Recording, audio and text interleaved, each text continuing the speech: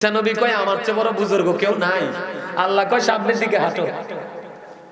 ও বন্ধু, আঘাত করলেন পাথরটার মধ্যে। জয়ীফ একটা বৃদ্ধ লোক, ও বন্ধু, পাথরের মধ্যে বসে আছে। পাথর টুকরা হওয়ার পর ঈসা নবী দেখলেন, তিনি আশ্চর্য হয়ে গেল, তিনি অবাক হয়ে গেল। দাদা তো নিশ্চয়ই ওয়াজ শুনছেন। আগের হুজুররা এগুলো করতো, মানুষের অন্তরে প্রেম জুগিয়ে দিত। আর এখনকার কাঠমৌলবী ভালো কিতাব পড়তে জানে না, কারণ খয়রাত খয়রাত খয়রাত খয়রাত, ঠিক কিনা বলেন? যারা খয়রাত করে কখনো ভালো কিছু নসিবে জুটে না। এই জন্য বন্ধু, মানুষের সিনায় প্রেম জোগাতে পারে না, শুধু বেদাত বলে বলে মানুষের হৃদয়টাকে পাথর বানিয়ে দিচ্ছে। এই জন্য বলছি, জয়ী বৃদ্ধ লোক, ওনার সামনে দেখা যায় জান্নাতি ফল। এবার ঈসা নবী কয়, ওরে বাপ রে বাপ, এই পাথরের চারপাশে তো দরজা জানালা নাই। কয়, আপনি যে পাথরের মধ্যে বসবাস করেন, বসবাসের বয়স কত? কয় 400 বছর। কত বছর? আরে যারা বলেন না, কেউ কেউ বলেছেন 4000 বছর। এবার বন্ধু উনাকে প্রশ্ন করলেন, আপনার সামনে ফল কোত্থেকে? সে কয়, জান্নাত থেকে। কোত্থেকে? জান্নাত থেকে। কই বুজুর্গি আপনি কেমনে হাসিল করলেন? কয়, মা বাবার সন্তুষ্টি দিয়ে আমি হাসিল করেছি।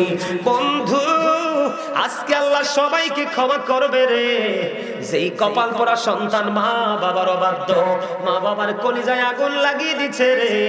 আল্লাহর নবী বলছে, ওই সন্তানকে আল্লাহ আজকে ক্ষমা করবে না। ওই ব্যক্তি বলতেছে, মা বাবার সন্তুষ্টির মাধ্যমে বুজুর্গে হাসিল করেছি। প্রতিদিন খাবার আসে বন্ধু জান্নাত থেকে, জান্নাত থেকে খাবার আসে। এবার ঈসা নবী আশ্চর্য হয়ে আল্লাহর কুদরতি কদমে সেজদায় পড়ে গেলেন। আল্লাহ গো, ও আল্লাহ, আমার চেয়ে বুজুর্গ ব্যক্তি আমার সামনে।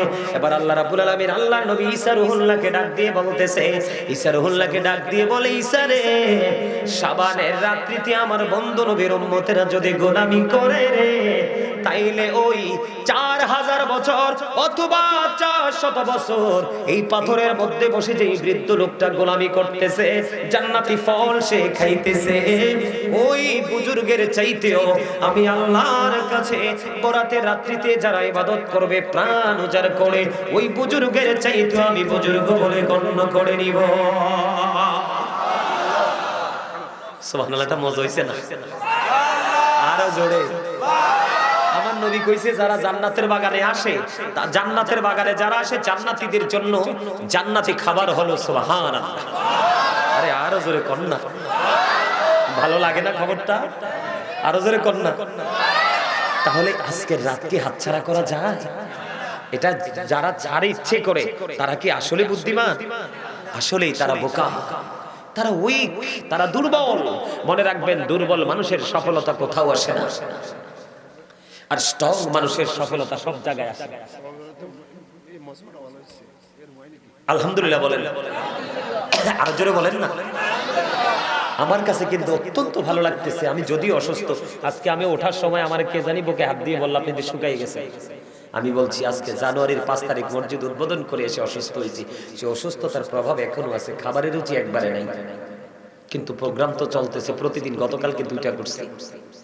মানুষ তো চাপাইয়া ধরে, নাও করতে পারি না। আলহামদুলিল্লাহ বলেন না, আরো জোরে বলেন। সত্যিকারের যারা রাসূল প্রেম নিয়ে আল্লাহকে রাজি করতে চায়, আল্লাহকে পেতে চায়, তাদের জবান দেহ সবকিছুকে আল্লাহ কন্ট্রোল করে। তাদের মুখ দিয়ে ফালতু কথা আসে? আসে? আসে না। বন্ধুরে আমার, এই জন্য বলছে, রাত্র বাজে 11:30। কয়টা? 12টা পার হলে বন্ধু দোয়া কবুল শুরু। বলে, হুজুর আগে করলে করবে না? আগে করলেও করবে, তবে 12টার পরে রাত্র গভীর হয়ে যায়, দ্বিপ্রহর পার হয়ে যায়, তখন কিন্তু আশেক মাশেকের প্রেমের ডুরিটা আরো শক্ত হয়। কথা বলেন না কেন? হুজুর কেন গো? হাদিস শরীফের মধ্যে এসেছে বন্ধু, শাবানের রাত যখন যত গভীর হয়, গভীর রজনীতে আল্লাহ রাব্বুল আলামিনের গোলামিতে যারা নিয়োজিত থাকে, সত্যিকারী যারা আল্লাহর দিদার চায়, আল্লাহকে রাজি করতে চায়, আল্লাহর হাবিবকে জানিয়ে দিলেন, হাবিব আপনি জানিয়ে দেন, গভীর রজনীতে ওই আল্লাহর গোলামদের দিকে আল্লাহ রাব্বুল আলামিনের রহমতের দৃষ্টি তিনি দিতে থাকে। আল্লাহর রহমতের দৃষ্টি চায় না এমন কোন মানুষ কি পৃথিবীতে আছে? কিন্তু রহমতের দৃষ্টি তো চাইলেই হবে না, রহমতের দৃষ্টি পাওয়ার সময়টাও তো লাগবে। কথা বলেন না কেন লাগবে না? আপনার বডিতে ডাক্তারের কাছে গেলে কিন্তু ডাক্তার জীবনে ওষুধ দিবে না যখন আপনার জ্বর না আসে। উনি আপনার জ্বরটা নির্ণয় করবে, তারপরে কত পরিমাণ জ্বর আছে সেটার উপর ভিত্তি করে কি করবে, ঔষধ দিবে আপনার শেফার জন্য। ঠিক কিনা বলেন? বন্ধুরে আমার শুধু তাই নয়, মা আয়েশা সিদ্দিকা রাদিয়াল্লাহু তাআলা আনহা থেকে হাদিস কানা বর্ণিত, আপনার আমার প্রাণের নবী মা আয়েশাকে প্রশ্ন করলেন, আয়েশা রে বলো না আজকে রজনীতে কি হয়? মা আয়েশা বলবে কি করে? মা আয়েশা প্রশ্ন করার পরে মা আয়েশা বলতে পারে না, আমার নবী ডেকে ডেকে বলল, আয়েশা রে এই রজনীতে কত জন আদম সন্তান পৃথিবীতে আসবে সেটার লিস্ট হবে। সুবহানাল্লাহ কন্যা। তার মানে আজকে থেকে আগামী বরাতের আগের দিন পর্যন্ত 1 বছর কতজন আদম সন্তান পৃথিবীর বুকে আসবে তাদের লিস্ট হবে, এবং কতজন মৃত্যুবরণ করবে রে তাদের লিস্ট হবে। এবং বন্ধু আল্লাহ রাসূল বলে দিয়েছেন, আজকের রজনীতে আপনার আমার আমল আল্লাহর দরবারে পৌঁছানো হবে। আজকের রাত্রিতে আপনার আমার রিজিক আল্লাহ রাব্বুল আলামিন বাজেট করবে। এই জন্যই বলা হয় ভাগ্য রজনী। কারো কারো কপাল পড়বে আর কারো কারো কপালে 4 আঙ্গুলের কপাল। সবার কেউটি থাকে 5 তলায়, আবার কেউ থাকে গাছ তলায়। ঠিক কিনা বলেন? কেউ বা খায় কোরমা পোলাও, আবার কেউ কিন্তু শুটকি ভাত মিলে।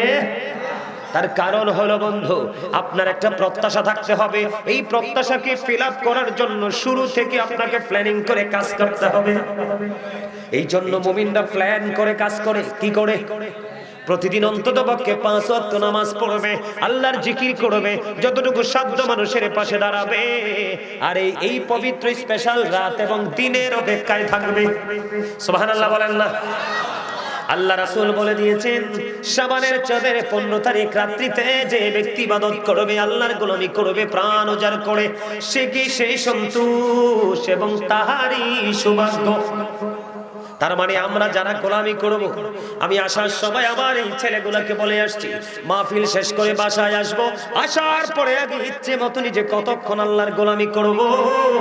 কারণ এই রাত্র আগামী কালকে রাতের মতো নয়, এই আবার গতকালকে যেটা চলে গেছে এটার মতো নয়। জোরে জোরে কোন ঠিক না বেঠে? বন্ধুরে আমার, আমি কিন্তু মোবাইলের মধ্যে করে নিয়ে এসেছি। আল্লাহ রাসূল বলে দিয়েছেন, শাবানের চাঁদের 15 তারিখ একটা রোজার কথা বলেছেন। কয়টা রোজা? আর জোরে। শাবানের চাঁদের 15 তারিখে একটা রোজা যদি কেউ রাখে রে, আল্লাহর হাবিব জানিয়ে দিয়েছে বন্ধু, তাকে কখনোই জাহান্নামের আগুন স্পর্শ করবে না। তার মানে দুজক থেকে সে মুক্তি পাবে। সে নারী হোক বা বন্ধু পুরুষ হোক, বৃদ্ধ হোক বা বৃদ্ধ হোক, যুবক হোক বা যুবতী হোক, আগামী কালকে সে রোজাটা রাখবেন কোন দিন? আজকে কিন্তু 15 তারিখ শুরু হয়েছে। কি হয়েছে? আজকে মাগরিব যখন চলে গেল, কি হলো? সূর্য অস্ত যাইতে সে দেরি বন্ধ 15 তারিখ শুরু হয়ে গেছে। আগামী কালকে মাগরিবের আগ মুহূর্ত পর্যন্ত 15 তারিখ থাকবে। এই জন্য আমি আপনাদেরকে বলবো, আজকে মাহফিল সেরে বাড়ি যাবেন। যদি কোনো ধরনের কোনো শারীরিক সমস্যা না থাকে, তখন আপনার যার যার ইচ্ছে মতো করে সেহরিকে অন্তত পক্ষে আগামী কালকে রোজা রাখবেন। আমার নবীর কথা সত্য না মিথ্যা? সন্দেহ করলে ইমান থাকবনি। আর জোরে কন্যা। হাদিস শরীফের মধ্যে এসেছে বন্ধু, শাবানের চাঁদের 15 তারিখ যখন শুরু হয়, সূর্য অস্ত যাওয়ার পরপরই বন্ধু রহমতের ফেরেশতারা পৃথিবীর আকাশে নেমে আসে। সুবহানাল্লাহ কয় না? পৃথিবীর আকাশে নেমে এসে ডাকতে থাকে, তোমরা কে আছো রে অসুস্থ? তোমরা আল্লাহর কাছে সাহায্য চাও, আল্লাহ আজকে তোমাদেরকে সুস্থ করে দিবে। কে আছো রে অভাবে? আল্লাহর কাছে চাও, আল্লাহ তোমাদের অভাব দূর করে দিবে। কে আছো আজকে বাড়িকোটা উত্তর পাড়ার মানুষ? ও বন্ধু, তোমাদেরকে আমি বলবো, তোমাদের মধ্যে কে আছো রে ঘরে যুবতী মেয়ে বিয়ে দিতে পারো না? উপযুক্ত ছেলে আছে বন্ধু, বিয়ে করাতে পারো না। উপযুক্ত ছেলে এডুকেটেড পারসন করে বসে আছে, তুমি কর্ম দিতে পারো না। অনেক ছেলে আছে বন্ধু, বিদেশ দিতে চাও, দালালরা নিতে পারে না। এমনি করে করে আমাদের অভাবের তো শেষ নাই।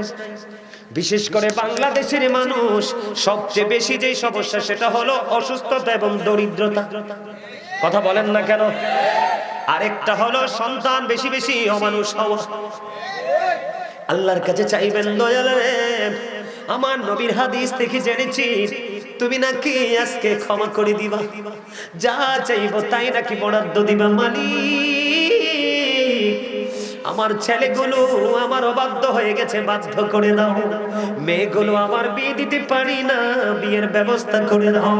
ছেলেগুলোর চাকরির ব্যবস্থা করতে পারি না, চাকরি হচ্ছে না, সময় মতো বিয়ে দিতে পারছি না। তার কারণ হলো ছেলে মেয়ে উপযুক্ত হওয়ার পরে যদি অপরাধ করে, অপরাধের দায় নিতে হবে বাবা মাকে।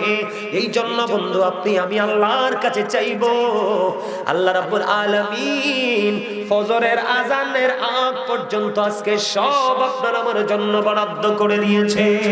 এই জন্য বলেছে হাদিস শরীফের মধ্যে, রাত্র যখন গভীর হয়ে যায়, গভীর রজনীতে আল্লাহর প্রিয় হাবিব সরকারে মদিনা জানিয়ে দিয়েছে আল্লাহর রহমতের নজর আল্লাহর প্রিয় বান্দাদের দিকে দেয়।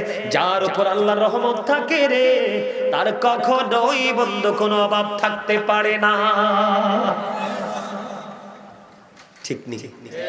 আরো মজার খবর আছে বন্ধু, বলবো নি? আল্লাহর হাবিব বলেছেন ওই সব কানাগুলো নাকি হাদিসগুলো পায় না।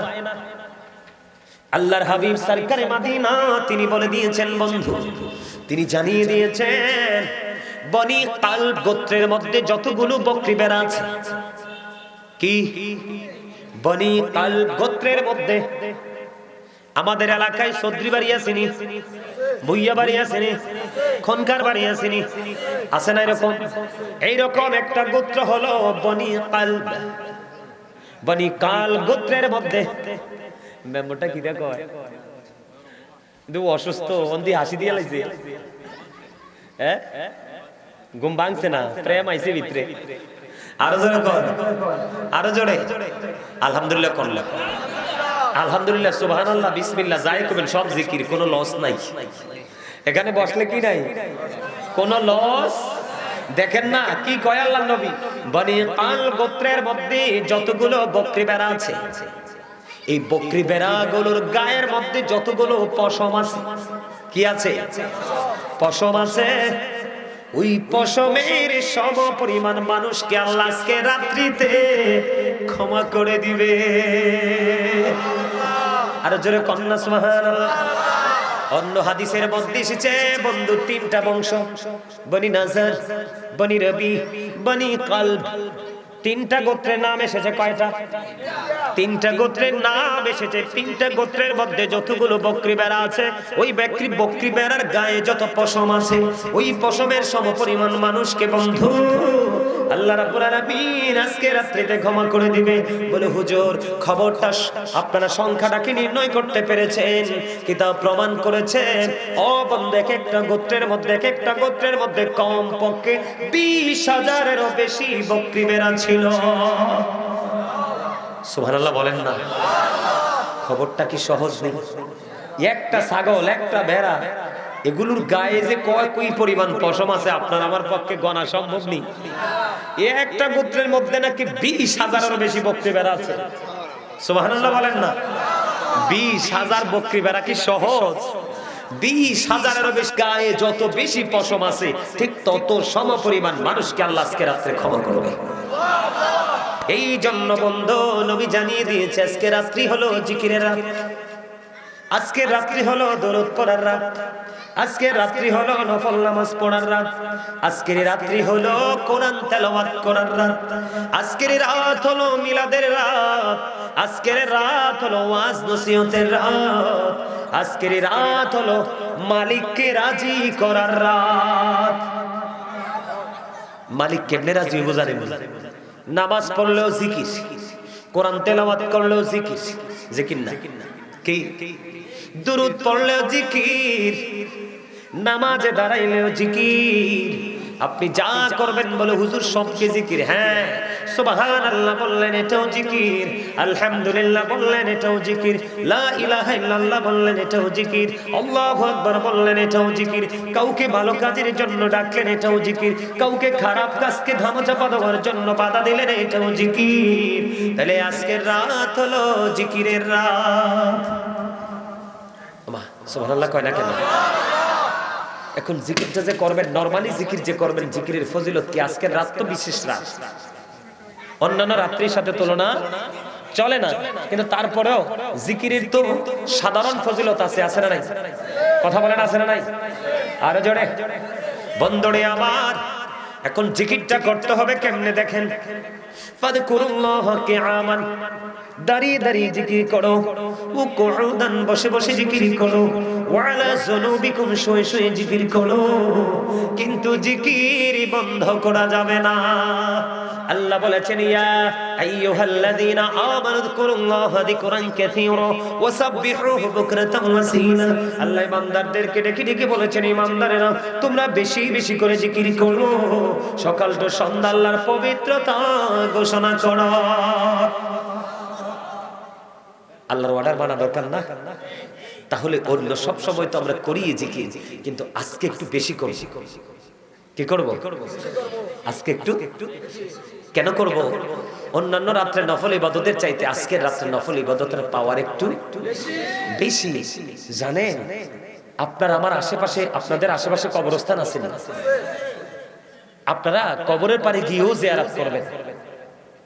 স্পষ্ট হাদিস, মা আয়েশা সিদ্দিকা রাদিয়াল্লাহু তাআলা আনহা কয়, নবীজি আমার বিছানায় ছিলেন। কোথায়? নবীজি আমার বিছানায়। হঠাৎ করে গভীর রজনীতে বিছানায় চাইয়া দেখি রে, আমার প্রাণের নবী তো বিছানা ত্যাগ করে ফেলেছে, আমার কাছে নাই। মা আয়েশা টেনশন করতেছে, না জানি রে আমার রাসূল আমাকে ছেড়ে অন্য কোন বিবির ঘরে চলে গেল, অন্য কোন বিবির কাছে চলে গেল। ও বন্ধু, মা আয়েশা প্রাণের নবীর খোঁজে বের হয়ে গেল। নবীকে খোঁজার জন্য কোথায় গেল? আমার সঙ্গী আমার কাছে নাই। কোথায় রে? জলদি করে বন্ধু চলে গেল, যাইয়া দেখে আপনার আমার প্রাণের নবী জান্নাতুল বাকিতে গভীর রজনীতে জিয়ারত করছে। আপনার আমার জিয়ারতের দরকার না? এখন আপনি আমাকে প্রশ্ন করতে পারেন বন্ধু, যে হুজুর আমি যে গভীর রজনীতে জিয়ারত করতে যাব, আমার বেনিফিট কি? তোমার বেনিফিট তুমি খুঁজো না, তোমার সবচেয়ে বড় বেনিফিট হলো তুমি তোমার রাসূলের আদর্শকে বাস্তবায়ন করেছো। এটাই হলো রাসূল প্রেম। একাধিক হাদিস গ্রন্থের মধ্যে এসেছে, এক ব্যক্তি এসে প্রশ্ন করলো, ইয়া রাসূলুল্লাহ, নবী গো কিয়ামত কখন হবে? নবী বললেন, তুমি কিয়ামতের দিনের জন্য কি প্রস্তুতি নিয়েছো? ইয়া রাসূলুল্লাহ, কিয়ামতের দিনের জন্য কোনো প্রস্তুতি নিতে পারিনি, তবে আল্লাহ এবং আল্লাহ রাসূলকে আমি বেশি মহব্বত করে ভালোবাসি। বলতে দেরি নবীজি একটা ডাক দিয়ে বললেন, তুমি যাকে ভালোবাসো গো তার সাথেই তুমি থাকবা। এই জন্য বলছি যুবক, যারা তুমি আমল করলে বেদাত বলে দূরে সরাতে চায়, তোমাকে রিল্যাক্স করতে চায়, তোমার মনের ঘরে ঢুকতে চায়, একজন বক্তা আছে বন্ধু, নাম বলবো না, দীর্ঘদিন প্রবাসে। কোথায়? আপনাদেরকে, আপনারা যেন বিভ্রান্তি থেকে বাঁচতে পারেন সেই জন্য বলছি। সে একটা বয়ানের মধ্যে বলেছিল, আমি শুনি নাই প্রথম, যে রমজানের রোজা রেখে নাকি ইয়াং ছেলেরা ট্যুরে যেতে পারবে, আর ট্যুরে গেলে সে মুসাফির হয়ে যাবে, সেই জন্য সে রোজা ভাঙতে পারবে। নাউজুবিল্লাহ বলেন না কেন? আর জোরে বলেন না নাউজুবিল্লাহ। আমি কিন্তু শুরুতে এইটা শুনিনি। আমি যখন গেলাম ওই সুহেল, ওই যে গোল্ডেন টাওয়ারের দ্বিতীয় চতুর্থ তলায় ব্যবসা প্রতিষ্ঠান, আমাদের কান্দির পার গোল্ডেন টাওয়ারে, আমার ভাইয়া ডাকতো, খুবই সম্মান করে বলতেছে, ভাইয়া অমক বক্তা বলছে এটা নাকি করা যাবে। আমি কই না না, তুমি যদি বিশেষ কোনো কারণে তোমাকে দূরে যেতে হয়, যেমন ডাক্তার সাহেব, উনি তো একজন বিজ্ঞ ডাক্তার, ঠিক কিনা বলেন? বিশেষ কারণে তিনি রমজান মাসের জনস্বার্থে ওনাকে ধরেন কুমিল্লা থেকে ঢাকা যেতে হবে। কোথায় যেতে হবে? 48 মাইল অতিক্রম করলেই মুসাফির। কথা বলেন না কেন? এখন তিনি ঢাকা চলে গেল। ঢাকা যাওয়ার পরে উনি ক্লান্ত হয়ে গেল, এত বেশি ক্লান্ত, এখন তিনি রোজাটা রাখতে পারবেন না, উনি পানি পান করতে হবে। আল্লাহর নবী বলেছে, এমন পরিস্থিতিতে তুমি রোজাটা ভাঙতে পারবে, কিন্তু তুমি রোজা রেখে ইচ্ছে করে তুমি সফরে যাইবা, তুমি রোজা ভাঙবা মুসাফিরের অজুহাত দিয়ে, একে তোমাকে কখনোই আল্লাহ ছাড় দিবে না। কারণ রমজান মাসে রোজা হলো ফরজ। কি কথা কন না কেন? রমজান মাসে রোজা হলো ফরজ। ও বন্ধু, আল্লাহর নবী বলেছেন, ইচ্ছে করে যদি একটা রোজা ভাঙো, সারা জীবনেও সেই রোজার খেসারত দিয়ে কবরে যাইতে পারবা না। তাহলে আপনি বলেন, আমার নবীর অর্ডারটা রাইট নাকি যুবকদের মন জয় করার জন্য? কি করার জন্য? যুবকরা তো মনে মনে খুশি হইছে, আরে তাইলে তো বালাই, আব্বাতে টেহা লইয়া দারুণ একটা সার্ভিস পাইছি। আব্বাতে টেহা লইয়া আজকে যাইম কক্সবাজার, কালকে যাইম নোয়াখালী, পরশু যাইম পাবনা, এরপরে যাইম সিরাজগঞ্জ, এরপরে যাইম বগুড়া, এরপরে যাইম পঞ্চগড়, ঠিক কিনা বলেন? এরপরে যাইম মির্জা ফখরুল ইসলাম আলমগীরের বাড়ি ঠাকুরগা। কথা কন না কেন? আপনারা বলেন, বিশেষ করে যুবক ভাইদেরকে বলছি, আমি যুবক ভাইদেরকে বলছি, তোমরা বক্তা, এখন কিন্তু রাসূল বলেছেন কিয়ামত যত কাছে আসবে ফিতনা তৈরি করার মতো মৌলবী বেশি বের হবে। তোমরা তাদের কথা শুনেই কিন্তু বিশ্বাস করবে না। প্রবীণ যারা আছে, যোগ্য যারা আছে, দক্ষ যারা আছে, বাবা চাচার সাথে পরামর্শ করবে, এটা যে বললো রাইট কিনা। দেখবা আরেকজনের কাছে গেলে দেখবা সে 100% রং, শুধু মানুষের মন জয় করার জন্য, কারণ তোমার মনে খুশি লাগছে, বিকাশে পাঠাই দিবা কিছু হাদিয়া। এটা চলছেই ভাবে, ঠিক কিনা? আরো জোরে কথা বলেন না। এই জন্য বলছি যুবক, নবীজি কবি রজনীতে জিয়ারত করেছে। আর দুনিয়ার পজিটিভ দিকটা হলো, তুমি অন্তত পক্ষে যখন গভীর রজনীতে বাঁশ বাগানে যাবা, পুকুর পাড়ে যাবা, অথবা পাহাড়ের চূড়ায় যাবা, গোরস্থান তো সবসময় নির্জনে থাকে, ঠিক কিনা বলে? যখন তুমি যাবা, তখন তোমার যাওয়ার বেলাটা মনে পড়ে যাবে, আহারে কোন দিন জানি আমিও সেই জায়গায় চলে আসি। তোমার মনের মধ্যে কবরে যাওয়ার সেই ভয় ঢুকবে, তখনই হয়তো বা তোমার জীবনে চারিত্রিক পরিবর্তন চলে আসবে। আমার নবী কিন্তু প্রথমে কবর জিয়ারত করতে নিষেধ করেছিলেন, পরে কিন্তু তিনি আবার কবর জিয়ারত করতে নির্দেশ দিয়েছেন। সুবহানাল্লাহ বলেন না কেন? আমার রাসূল কি কয় জানেননি? শাবানু শাহরি, শাবান হলো আমার মাস, ও রজব শাহরুল্লাহ, রজব হলো আল্লাহর মাস। বুঝে নেন, শাবান মাস নবীজি কয় কার মাস? নবীজি বলতেছে শাবান মাস আমার মাস। আপনারা জানেন না, হযরত উম্মে সালমা রাদিয়াল্লাহু তাআলা আনহা থেকে হাদিস বর্ণিত, বন্ধুরে আমার নবীজি এমন ভাবে রোজা রাখতেন, মনে হতো তিনি আর রোজা ভাঙবেনই না। তিনি ধারাবাহিক ভাবে বন্ধ রোজা রাখতেন। আল্লাহর হাবিব সরকারে মদিনা, তিনি রমজান মাসের পরে যদি সবচেয়ে বেশি রোজা রেখেছেন যেই মাসে, ওই মাসটা হলো বন্ধ শাবান মাস। কারণ শাবান মাস, রজব মাস হলো মাঠে ফসল লাগানোর মাস। এই শবে বরাতের মাস হলো পানি এবং কীটনাশক দেওয়ার মাস। পানি এবং সময় মতো আগাছা নিরসন করে যদি সার দিতে পারেন, দেখবেন তাড়াতাড়ি ফসলটা পরিপূর্ণ হয়ে যাবে। আর রমজান মাস হলো আপনার ফসল কাটার মাস। বুঝেন নাই? কথা করে না। রজব মাস হলো আপনার প্রস্তুতি নেওয়ার মাস। শাবান মাস হলো রোজা রেখে কিছু আমল করে ট্রাই করার মাস। আর রমজান মাস হলো পরিপূর্ণ আমল করে ঈদুল ফিতরের নামাজ পড়তে যাবেন, আর তাকবীরে তাশরিক দিতে থাকবেন, আল্লাহু আকবার আল্লাহু আকবার, লা ইলাহা ইল্লাল্লাহু আল্লাহু আকবার আল্লাহু আকবার ওয়ালিল্লাহিল হামদ, আল্লাহু আকবার আল্লাহু আকবার, লা ইলাহা ইল্লাল্লাহু আল্লাহু আকবার আল্লাহু আকবার ওয়ালিল্লাহিল হামদ, আল্লাহু আকবার আল্লাহু আকবার, লা ইলাহা ইল্লাল্লাহু আল্লাহু আকবার আল্লাহু আকবার ওয়ালিল্লাহিল হামদ। আপনি যখন একটা রাস্তা দিয়ে যাবেন, ঈদের নামাজ শেষ করে আরেকটা রাস্তা দিয়ে ঘরে ফিরবেন, আল্লাহর নবীর কথা অনুযায়ী আপনি মায়ের উদর থেকে আসা নিষ্পাপ সন্তানের মতো নিষ্পাপ হয়ে যাবে। জোরে কথা সুবহানাল্লাহ। তাহলে রোজা রাখবেন তো আগামী কালকে। আমি কিন্তু কাউকে ওয়াদা করাই না, হুজুরের সঙ্গে প্রেমে পড়ে বলে ফেলবেন, কালকে বলবেন আই এম ভেরি উইক, আমি দুর্বল হয়ে পড়ছি, আল্লাহ কালকে কইলেছি ঠেলার লগা যে কিটা করব। এই জন্য আমি কোথাও কিন্তু কাউকে ওয়াদা করাই না, শুধু জাস্ট পরামর্শটা দিয়ে থাকি। আপনার কল্যাণ যদি চান আপনি করবেন, অকল্যাণ চাইলে করবেন না, এটা আপনার পার্সোনাল ম্যাটার। কথা কোন ঠিক না? আর জোরে কর। এই জন্য নবী একটা দোয়া শিখাই দিছে, কইতাম নি, আল্লাহুম্মা বারিক লানা, এরপরে কি ফি রাজব ও বাল্লিক না রমাদান তো পরে, আল্লাহুম্মা বারিক লানা ফি রাজব ওয়া শাবান ওয়া বাল্লিগনা রমাদান। সাইসি একটু আপনাদেরকে খোঁচা মেরে, আমরা এমন মুসলমান, আমরা সিম্পল বিষয়গুলো জানি না। আল্লাহ রাসূল শিখিয়ে দিয়েছে, আমরা আল্লাহর কাছে দোয়া করব, আল্লাহ আমাদেরকে রজব এবং শাবানের বরকত দাও। কি দাও? আর আমাদেরকে রমজান পর্যন্ত পৌঁছায়া দাও। আচ্ছা কোন যদি শাবানের বরকত না থাকতো নবী কি কইতো? আল্লাহুম্মা বারিক লানা ফি রাজাবা ও শাবানা ও বাল্লিগনা রমাদান। ঠিক কি না? কথা দেখছেন, আমাদেরকে কি করো?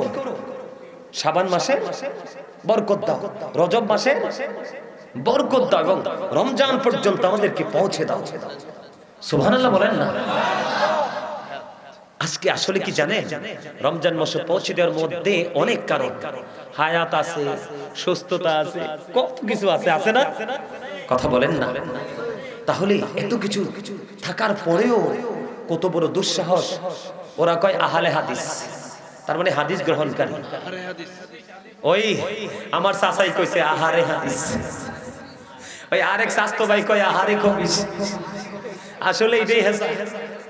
আল্লাহ রাসূল কইছে, নবীর যারা আঘাত করে, নবীর ইজ্জতের চাদর ধরে যারা টান দেয়, নবীকে যারা বকা দেয়, নবী কয় ক্বালা মান সাব্বা নাবিয়া ফাকতুলহু, উম্মত সাথে সাথে দৌড়ে এটারে হত্যা করে ফেল। কি করে ফেলো? খুন করে ফেলো। এটা আলী রাদিয়াল্লাহু তাআলা আনহু থেকে হাদিস বর্ণিত। রাসূল বলেছেন ক্বালা মান সাব্বা নাবিয়া ফাকতুলহু ওয়া মান সাব্বা সাহাবী ফাদরিবহু। নবীকে যারা গালি দিবে, নবীর ইজ্জতের চাদর ধরে যারা টান দিবে, উম্মত বলেছে তাদেরকে খুন করে ফেলো। সাহাবায়ে কেরামকে যারা গালি দিবে, ইজ্জতের চাদর ধরে টান দিবে, এদেরকে বাইন্দা পিটাও। নবী কয় শবে বরাতের বরকতের জন্য দোয়া করতাম, নবী করছে, আমরাও শিখাই দিয়ে গেছে। ঠিক কিনা বলেন? কারণ নবীর সাথে আমাদের মধুর সম্পর্ক, আমরা সেই সম্পর্কের পরিপূর্ণতা দেখতে পাবো কাল হাসরের দিন। তবে আলগা এবং শুকনো প্রেম নিয়ে যাইলে হইতো না, পরিপূর্ণ প্রেম নিয়ে যেতে হবে, তাহলেই কিন্তু আমরা মজাটা পেয়ে যাব। কথা বুঝে আসছে আমার? তাহলে শবে বরাতকে কাজে লাগাবেন। রাসূল কয় শবে বরাত রাসূলের মাস, শাবানু শাহরি, শাবান আমার মাস, ও রজবু শাহরুল্লাহ, মেরাজের মাস কার মাস? আল্লাহর মাস। সেখানে কিন্তু একটা প্রশ্ন থাকতে পারে, বলে হুজুর কেন? মুসা বলে রব্বি আরিনি, আল্লাহ বলে লান তারানি। মুসা আল্লাহরে দেখতে চায়, আল্লাহকে দেখা দিত না, সাফসুফ না করে দিত। আর আপনার আমার নবীকে কোরআন শরীফ আমার সামনে 15 পারা সূরা বনী ইসরাইলের প্রথম নাম্বার আয়াতে আল্লাহ বলেছেন, আপনার আমার নবীকে আল্লাহ নিজে দাওয়াত দিয়ে নিয়েছেন। এই জন্য বুঝে নিতে হবে রজবু শাহরুল্লাহ, রজব আল্লাহর মাস, আর রমাদানু শাহরু উম্মতি, রমজান মাস হলো উম্মতের মাস। তার মানে রমজান মাস আমাদের জন্য বরাদ্দ করে দিয়েছেন আল্লাহ।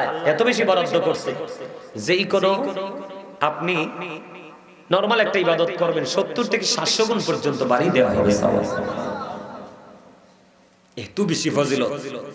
এই জন্য আমরা শবে মেরাজ থেকে আমরা কি করেছি? প্রস্তুতি নিয়েছি। শাবান মাসে আমরা মোটামুটি একটু রোজা রেখে নামাজ পড়ে আমরা কি করতেছি? স্টার্ট করতেছি আমলটা। ঠিক কিনা বলেন? কিন্তু পরিপূর্ণতায় ঢুকে যাব আল্লাহ যদি কবুল করে মার্চের 12 তারিখ থেকে। শুরুটা হবে 11 তারিখ থেকে। ঠিক কিনা বলেন? সেহরি খাওয়া এবং তারাবি রোজাটা শুরু হবে 12 তারিখ থেকে। আল্লাহ যদি কবুল করে আমরা পরিপূর্ণভাবে এটাকে চালিয়ে যাব। ঠিক না? ঠিক। ওটাও কিন্তু জিকির। বলে হুজুর লাভ হইব কি? আল্লাহ রাসূল বলতেছে সালাতুল খামস, 5 ওয়াক্ত নামাজ, ওয়াল জুমআতু ইলাল জুমআ ওয়া রমাদানু ইলা রমাদান মুকাফফিরাতুল লিমা বাইনাহুন্না ইযা তুনিবাতিল কাবাইর। রাসূল কয় as-সালাতুল খামস, 5 ওয়াক্ত নামাজ। কয় ওয়াক্ত? বুঝেন কি মজা, দেখেন না জিকিরের ফজিলত। 5 ওয়াক্ত নামাজ মানে আপনি আমি যখন 5 ওয়াক্ত নামাজ পড়বো, এটার পরিপূর্ণতা এসেছে। আল্লাহ রাসূল আরেকটা হাদিসের মধ্যে চমৎকার ভাবে বলেছেন, কারো বাড়ির আঙ্গিনায় যদি পুকুর থাকে বা কোনো নদী থাকে বা জলাশয় থাকে, তোমরা যদি দৈনিক 5 বার গোসল করো, তোমাদের শরীরে যেমনি কোনো ময়লা থাকবে না। 5 ওয়াক্ত নামাজ পড়ার কারণে গ্যাফের মধ্যে যে গুনাহ করবা, এই গুনার কাফারা হয়ে যাবে 5 ওয়াক্ত নামাজের কারণে। এরপরে বলেছেন ওয়াল জুমআতু ইলাল জুমআ, কি ওয়াল জুমআতু ইলাল জুমআ, এক জুমা থেকে আরেক জুমার মাঝখানে 1 সপ্তাহের গ্যাপ। রাসূল বলেছেন দুটো জুমা ঠিকঠাক মতো পড়তে পারলে মাঝখানের 1 সপ্তাহের গুনাহ মাফ। এরপরে বলেছেন রমাদানু ইলা রমাদান, আল্লাহ রাসূল কয় এক রমজান থেকে আরেক রমজান। তুমি গত বছর রোজাটা ঠিকঠাক মতো পালন করেছো, কেমনে পালন করবা? মিছা কথা কোন চাইতো না, হারাম খাওয়া যাবে না, সুদ খাওয়া যাবে না, ঘুষ খাওয়া যাবে না, পরের উপর জুলুম করা যাবে না, মিথ্যা কথা বলা যাবে না, গীবত করা যাবে না। এমনি করে করে সকল নোংরা কাজকে একেবারে টোটাল ডিলিট করে মুখে তালা ঝুলাই দিতে হবে। ঠিক নেই? ভেরি সিম্পল বিষয়। সময় সময় নামাজ পড়বেন, সময় সময় কোরআন তেলাওয়াত করবেন। রোজাকে রোজার মতো রাখার জন্য আপনারা যদি আমার লাইভ দেখে থাকেন, হয়তো আগামী বা কালকে বা পরশু যেই কোনো দিনে আমি রোজার ফজিলত নিয়ে আলোচনা করব পরিপূর্ণভাবে। তবে এখন আপনাদেরকে একটু জাস্ট ধারণা দিয়ে যাচ্ছি। রাসূল বলেছেন ওয়াল জুমআতু ইলাল জুমআ ওয়া রমাদানু ইলা রমাদান, এক রমজান থেকে আরেক রমজান। গত বছর রোজা আপনি ঠিকঠাক মতোই পালন করেছেন, এবার রোজা কিন্তু আসন্ন। আমি দেখতে পাই গত বছরের তুলনায় কিন্তু এই বছর মানুষের মধ্যে একটা আলাদা একটা উৎসাহ বিরাজ করতেছে। সুবহানাল্লাহ বলেন না? এখনই মানুষ রোজা নিয়ে বিভিন্ন ধরনের প্রশ্ন উত্তর চায়, বিভিন্ন ধরনের মানুষ আনসার খুঁজতেছে। তার মানে এখানে কিন্তু মানুষের উৎসাহ উদ্দীপনাটা অনুভব করা যায়, ঠিক কিনা বলেন? আমরা চাই, আল্লাহ চায়, রাসূল চায়, পৃথিবীর সকল হক্কানি আলেমরা চায়, সাধারণ মানুষ তোমরা দুনিয়ার সময় দুনিয়ার কাজ করো। আল্লাহ যে সময় নির্ধারণ করে দিয়েছে সেই সময় আল্লাহর কাছে এসে হাজিরা দিয়ে যাও, তাহলে দুনিয়া আখিরাত দুটোই তোমার জন্য নিয়ামত হয়ে যাবে। রাসূল বলতেছেন এক রমজান থেকে আরেক রমজান, এখানে গ্যাপ আছে কিন্তু। যদি আমরা 365 দিনে এক বছর ধরি, তাহলে ধরেন এই বছর রোজায় 30 দিন, গত রমজানে 30 দিন চলে গেল, এবছর ভাগ্য যদি ভালো হয় 30 দিন, তাহলে 30-30 60 দিন চলে গেল। কয় দিন চলে গেল? 60 দিন চলে গেল। মাঝখানে 305 দিন আছে অবশিষ্ট। কত? একদিন 2 দিন না, 305 দিন। আপনার আমার প্রাণের নবী জানিয়ে দিয়েছে বন্ধু, এই 305 দিনের গুনার কাফারা হয়ে যাবে 2 দিকের রোজার কারণে। তবে শর্ত হলো কবিরা গুনাহ থেকে বেঁচে থাকতে হবে। কবিরা গুনাহ করা যাবে না, ঠিক না ঠিক? জেনে বুঝে সুস্থ অবস্থায় এইসব অপরাধ থেকে আমাদেরকে বেঁচে থাকতে হবে। সাবধান, আজকে রাত্রে আপনি স্বেচ্ছা মতো ইবাদত করবেন। যদি মনে করেন যে আপনার মা বাবার সাথে আপনার সম্পর্কটা ভালো না, মা বাবাকে একটু সরি বলে দিবেন। আর আপনি মা বাবাকে সেবা করতে পারেননি, মা বাবা কবরে চলে গেছে, আজকে রাত্রিতে জিয়ারত করবেন। রাত্র তো প্রায় গভীর হয়ে যাচ্ছে, কি করবেন?